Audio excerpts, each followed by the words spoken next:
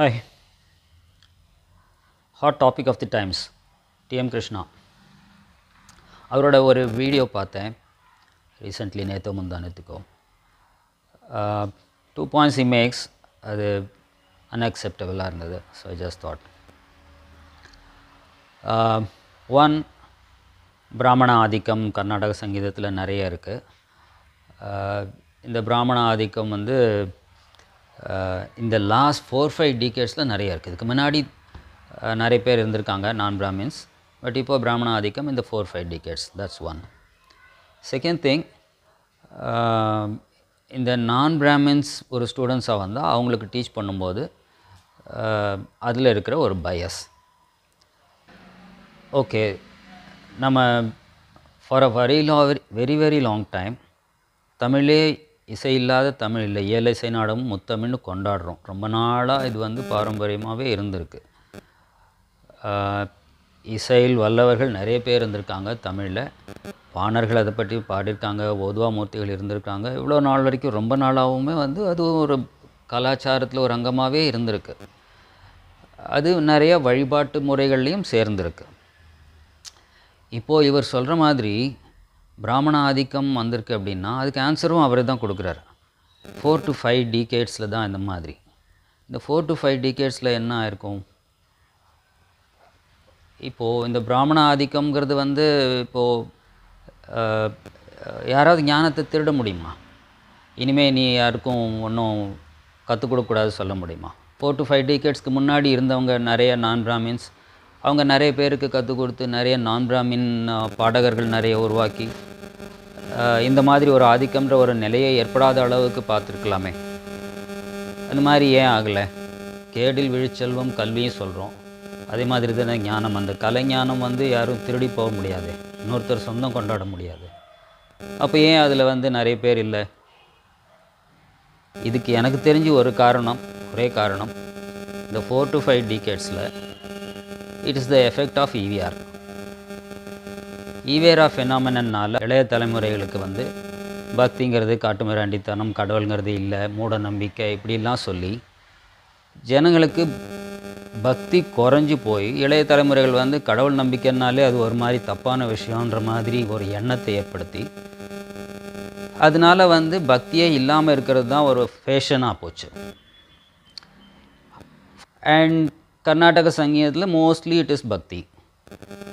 அதுலேயும் இவர் வேறு சொல்லிட்டார், சங்கீத ஞானமும் பக்தி வினா சன்மார்க்கமும் இல்லை. சரி, இப்போது கர்நாடக சங்கீதம் வேணும்னா அதில் பக்தி இல்லாமல் முடியாது போல இருக்குது. நம்மளுக்கு பக்தி வேண்டாம், அதனால சங்கீதமே வேண்டாம். இப்படி வந்து ஒரு எஃபெக்டாக தான் இது பார்க்க முடியுதுமே தவிர வேறு யாரோ இதை பிடுங்கிட்டு போய் இது என்னோடதுன்னு சொல்லி ஒரு ஸ்டாம்ப் குத்தி இதெல்லாம் பண்ணுறது சான்ஸே இல்லை. இது மாதிரி சொல்கிறது வந்து டசன்ட் மேக் சென்ஸ். நிறைய விஷயங்கள் அட்லீஸ்ட் கர்நாடக சங்கீதத்திலேயே வந்து தேர் வாஸ் அ டைம் இதுக்கப்புறம் யார் அப்படின்னு தேடி பிடிக்க வேண்டியதாக இருந்தது. பாடகர்கள் இல்லாமல், கலைஞர்கள் மற்ற கலைஞர்கள் இல்லாமல், அதுக்கப்புறம் இட் அக்வைர்ட் ஸ்டேட்டஸ். அதுக்கப்புறம் கச்சேரிக்கு போகிறதெல்லாம் ஒரு ஸ்டேட்டஸ் சிம்பிள் ஆச்சு. எங்கே போகிறீங்க? மியூசிக் அகாடமி போய் உட்காந்துருக்கேன். அது ஒரு பெரிய விஷயமாக போனதுக்கப்புறம் ஃபேஷன், அந்த மாதிரி ஃபேஷன் கொஞ்சம் திரும்ப ஆரம்பித்த அப்புறம் there is a lot of interest அதுக்கப்புறம் ஜெனரேட் ஆகி இதெல்லாம் வந்து அட்லீஸ்ட் இந்த அளவுக்கு வந்து கர்நாடக சங்கீதம் இருக்கிறது அப்படின்றதுக்கு ஒரு காரணமாகவே கூட சொல்லலாம் பிராமணர்களை தவிர. அதை காப்பாற்றி வச்சுருக்கவங்கள வந்து ஆதிக்கம் பண்ணுறீங்க அப்படின்னு சொல்கிறதுல it doesn't make sense. The other thing, ஒரு தமிழரசன் ஒருத்தர் வராரு, இன்னொருத்தர் அரவிந்த் சுப்ரமணியம் வராரு. 2 பேருக்கும் கற்றுக் கொடுக்கும்போது டீச்சர் எப்படி கற்றுக் கொடுப்பார்? There is a natural bias. இதுவும் புரிஞ்சிக்க முடியாமல் இருக்குது. இது ஒரு பெரிய ஒரு ஸ்வீப்பிங் ஸ்டேட்மெண்ட், சும்மா அப்படி தான் அப்படின்னு. எனக்கு தெரிஞ்சு ஒருத்தர் கூட அந்த மாதிரி சொல்லலை. யாராவது ஒரு நான் பிராமின் சொல்லியிருக்காரா? என்னுடைய காஸ்ட்டுனால் என்னுடைய பிராமண குரு என்னை வித்தியாசமாக ட்ரீட் பண்ணினார், அதனால் எனக்கு சங்கீதம் வராமல் போச்சு, இப்படி யாராவது ஒருத்தர் கம்ப்ளைண்ட் பண்ணியிருக்காங்களா? I am not sure. அந்த மாதிரி I have never come across. இது ஒரு அபத்தமான பேச்சு. I would like to stand corrected, show me. யாரோ ஒரு எக்ஸெப்ஷனை கொடுக்கக்கூடாது. In general this has been the case அப்படின்றதுனா then I will take it. But அந்த மாதிரியும் ஒன்றும் நடந்திருக்கிறதுக்கு வாய்ப்பே இல்லை. இந்த மாதிரி சொல்கிறது எந்த ஃபீல்டாக இருந்தாலும் ஒரு குரு அப்படிங்கிறவரே ஒரு ஆசிரியர் அப்படிங்கிறவரே ஒரு கொச்சப்படுத்துகிற மாதிரியான விஷயம் இந்த மாதிரி பயஸ் இருக்குது அப்படின்னு சொல்கிறது. எந்த ஆசிரியர் எந்த சப்ஜெக்டை எடுத்தாலும் அவர்கிட்ட படிக்கிற ஸ்டூடெண்ட் வந்து ஒரு ஆர்வம் இருக்கிற ஸ்டூடெண்ட்டுக்கு ஆசிரியர் வந்து ஒரு அருவியிலிருந்து தண்ணீர் கொட்டுற மாதிரி தன்கிட்ட இருக்கிறதெல்லாம் அவனுக்கு கொடுக்கணும் அப்படின்னு பார்க்குறாரு. That is a teacher. அந்த டீச்சிங் ப்ரொஃபஷனுக்கு ஒரு அசிங்கம் சொல்கிற மாதிரி ஒரு பயஸ் இருக்குது அப்படின்னு சொல்கிறது, இல்லை ஒரு particular Brahmin Guru has behaved like that அப்படின்னு சொல்கிறது டசன்ட் மேக் சென்ஸ், அன்அக்செப்டபிள். ஒரு பெரிய லிஸ்ட்டு போடலாம். நான் பிராமின்ஸ், நான் ஹிந்துஸ், நான் இண்டியன்ஸ் கர்நாடிக் மியூசிக்கில்.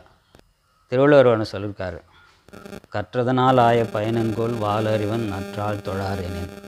பக்தியே எல்லாத்துக்கும் பிரதானமாக இருந்த காலத்தில் நம்ம பக்தி இல்லாமல் இருக்கணும்னா இந்த மாதிரி தான் இருக்கும். ஏதோ ஒன்று சொல்லிட்டு போகலாம்.